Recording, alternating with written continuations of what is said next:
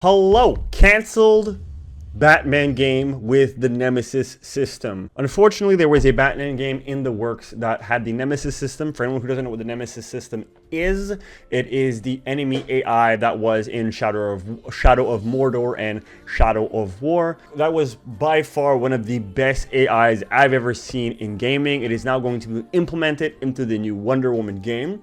And recently, IGN, the one and only, was able to get some information on this canceled Batman game, and we're going to be looking at that together today. Alrighty. Canceled Batman game set in the Nolan's universe. Batman game has emerged from the shadows. You apparently played a lot of older games last year, and Hellblade 2's developer explained why it's focused on shorter experiences. This is your Daily Fix.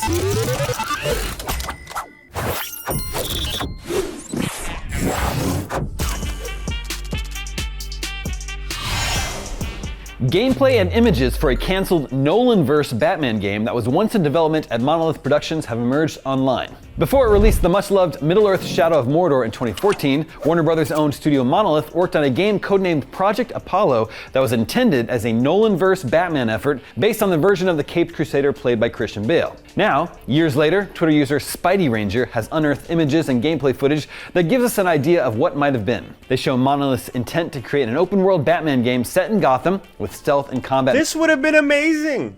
This would have been incredible. Like, I played the Shadow of War and Shadow of Mordor game. Both of those games were excellent games because of the Nemesis system. There was a lot of dumb bull in the game, 100%, I'll tell you that. And the end game got really grindy towards the end. But you had a very similar combat system to the Arkham series. So having the Nemesis system with Monolith, who already had their version of the Arkham combat system, make a Batman game would have been fantastic. Instead, I don't know what. Instead, we got, I guess, Suicide Squad, which was a freaking flop. You know what? Just put me in any of those executives' rooms. I promise you, they will double their net worth. You heard it here first, folks. Mechanics that will look familiar to anyone who's played Rocksteady's Arkham games, but visuals more in line with Nolan's grounded vision of The Dark Knight. As Spidey Ranger points out, the game would have marked the debut of the Nemesis system mechanic, wherein enemies retain memories of encounters. This might have distinguished it from the Arkham franchise. So we got Shadow of Mordor instead of the Batman game. Where's Shadow of Mordor now? 2 games, that's it, boom, gone. And what are we getting next? Wonder Woman. Okay, so the Shadow of Mordor games weren't like bad per se, but I do think that having a Batman game with the Nemesis system would have been a much better idea. And I think that they could have implemented it in other games, because as things stand right now, Monolith has a patent on the Nemesis system, which does not allow any other game developers to use it. So thank you for that, Monolith. Which would have been 2 or 3 entries deep at that point. Now, if it sounds strange that Warner Brothers would have wanted 2 different Batman franchises competing with each other, well, someone at WB eventually figured that out, and the project was transformed into a Lord of the Rings game, which is also kind of weird to think about. Some IGN news. Well, I guess that's why the combat between the Shadow of Mordor and Batman is so similar. It's because it was originally supposed to be a Batman game. Makes sense, I suppose. I'm still very sad about it. I would have much preferred a Nemesis system in Gotham versus having it in Middle-earth with a bunch of flat terrain going all of nowhere. The thing with Shadow of Mordor and Shadow of Earth, very big areas to play in. A lot of empty areas. So having the Nemesis system, the stealth system, the combat system in somewhere a bit more compact and filled like Gotham could have been a very interesting game. Researchers have pointed out that the Nemesis system actually makes a lot more sense in the context of Batman than in Lord of the Rings. That's what I'm saying. Monolith is supposedly working on that Wonder Woman game. It was announced in 2021, and it has not been mentioned by Monolith or Warner Brothers since. Because no one cares. It's because nobody cares about the Wonder Woman game. I bet you a lot of people have already forgotten that the game is coming out, especially with how Suicide Squad went, and with the, I shouldn't say that, with how the squad went. People are not happy with Warner Brothers. People are not happy with the way DC is going about its things. And I just don't think that people are going to be excited for a Wonder Woman game, especially with how Squad ends the Justice League went by, how Wonder Woman was the only one who got a heroic death. Pushing a Wonder Woman game right now is not the move. Moving on, Spider-Man 2, Starfield, and The Legend of Zelda Tears of the Kingdom all launched in 2023. But these blockbusters didn't stop Xbox, PlayStation, and Nintendo Switch players from spending most of their time with older games like GTA 5 and Fortnite. As reported by Kotaku, video game market analyst Newzoo released a report which revealed 66 titles accounted for 80% of overall playtime in 2023. Of that number, a huge 60% of playtime was spent with games released 6 years ago or more. Newzoo ranked. Yeah, because 6 years ago, a bunch of games weren't filled with a bunch of woke bull in them, right? In Spider-Man, you have to waste your time playing 3 MJ missions. You could have cut that down to 1, have 2 more Venom and Miles missions, and turn those extended cutscenes, basically, they're glorified cutscenes. You could have just made them into actual regular cutscenes. And I'm sure the player base would have much more enjoyed that. Fortnite, you can get on with your friends at any time of the day, get in a match, and get out. GTA 5, I'm not going to take the time to explain it. You guys know what the game is about. It's been here for so long for a reason. It's because it's a good game. Period. Ranked games on each platform based on their monthly active users across 37 markets, with the exception of Switch, which only used data from the US and UK. Not one new release breached the PC list, while only EA Sports FC24 made it onto PlayStation's. Starfield was the only 2023 game on Xbox's list, while Switch saw 3 new additions, including Tears of the Kingdom, Super Mario Bros. Wonder, and Hogwarts Legacy.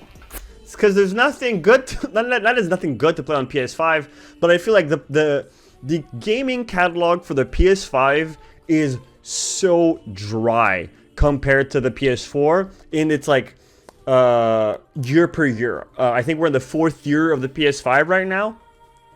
Name 10 PS5 exclusive games off the top of your head.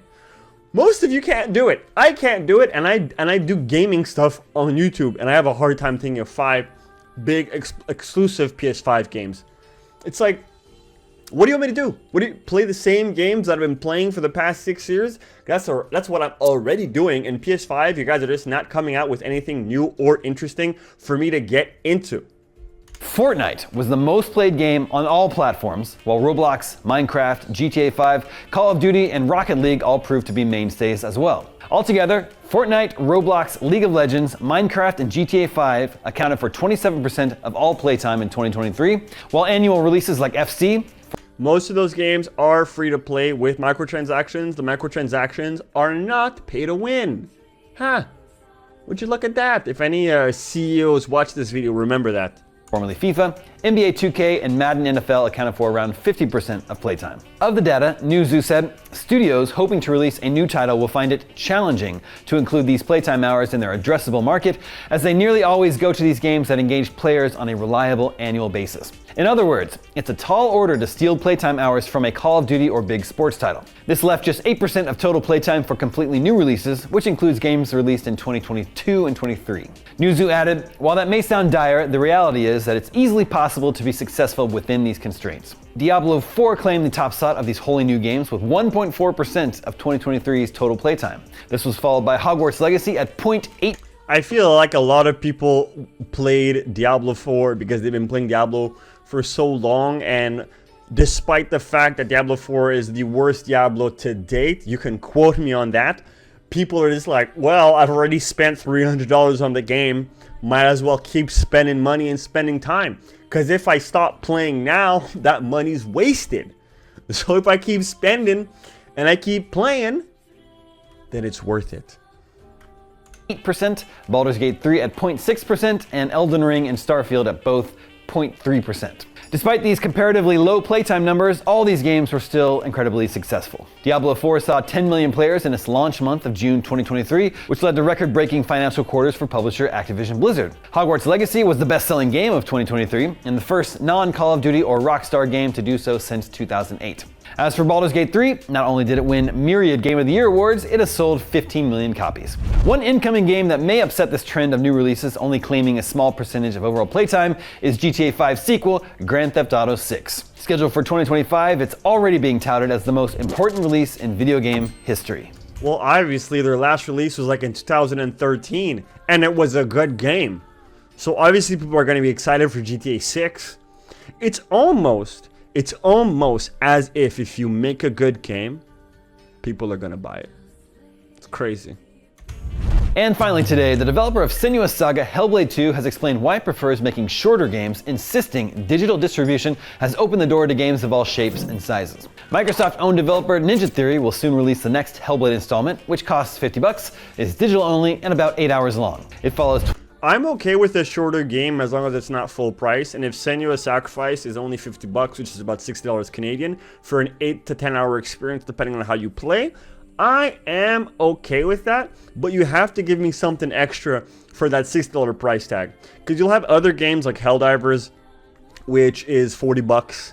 I can't think of anything else right now off the top of my head, but you'll have other games at a much cheaper, so I'm hoping that you're giving me something extra for that time that you're not giving me, either in the story, the gameplay, or the graphics.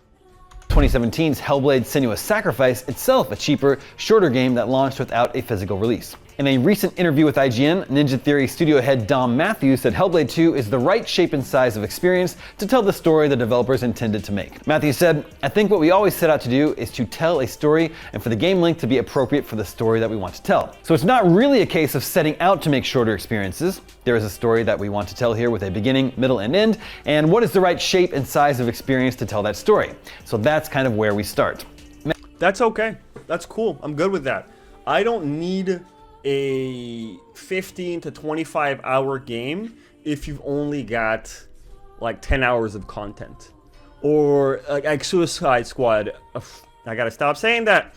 Like this Squad ends the Justice League, they had about 2 hours, 3 hours of content if you want to be generous available for the story, and then they stretched that out to a 10-hour game, which ended in complete disaster. If you only have 8 hours of content, make an 8-hour game. If you've got 10 hours, make a 10 hours of content.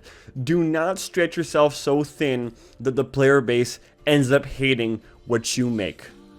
Matthews said Ninja Theory has found an audience for shorter games where every step of that journey is meaningful. He continued, "I think that since digital distribution has become a thing, it has opened the industry up to games of all shapes and sizes, which I think is really great. So I'm really pleased to see that there's a lot of people that actually enjoy a shorter experience, something that they can sit down on a whatever Friday night, stick their headphones on, turn the lights off, and kind of sink into an experience, and players who don't necessarily want something that is 50 hours long, 100 hours long, so it's as long as it needs to be, and I'm one of those people. I like shorter games. I think there's a As long as the shorter game has the price in accordance, I am okay with it.